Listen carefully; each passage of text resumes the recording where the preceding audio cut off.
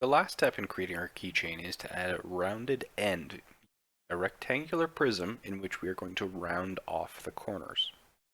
Now in a more advanced 3D design or CAD program, the rounding of corners is usually a very simple function. However, in Tinkercad, we only work by adding and subtracting various geometric shapes, so rounding corners can actually be one of the more challenging things to accomplish in Tinkercad. To do this, we're going to be using all of the tools that we've previously learned, as well as adding two more.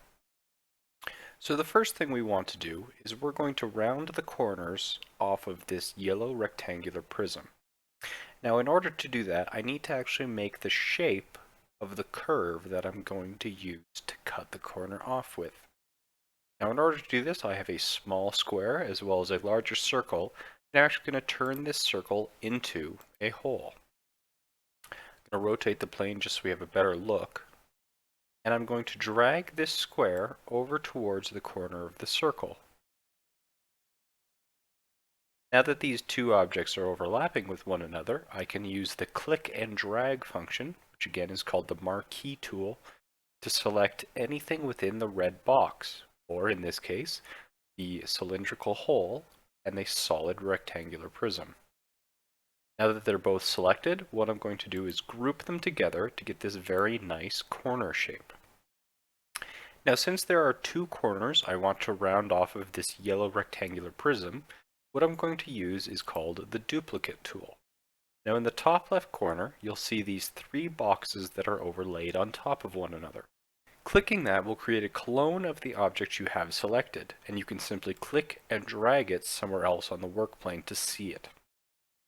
Now as you can see, this corner needs to be flipped 180 degrees so that we can actually round the corner in the proper direction. Now there are a few ways to do this, but by far the easiest way to accomplish this is using the flip tool. Clicking it, you'll see in the top right corner, just beside the align tool, is the flip tool. Clicking this, and you'll see a number of arrows appear, allowing you to invert the shape in any direction you wish. In this case, we want to use this set of double arrows here. Mousing over the arrows will show you a preview, and clicking will complete the actual transformation.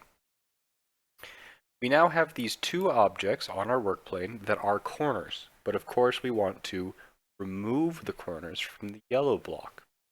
In order to do this, we can select both of these objects and turn them both into holes.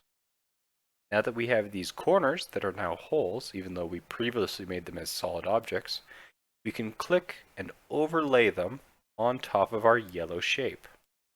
Again, using the marquee tool by simply clicking and dragging over all of the shapes we want to select, we can cut the two corners away from our yellow rectangular prism using the group command.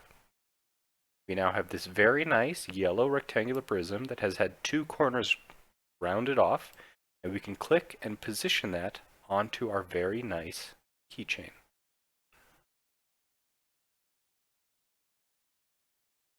By selecting the parts of the keychain we want to connect and clicking group, we now have one completed keychain with a half circle on one end and rounded corners on the other.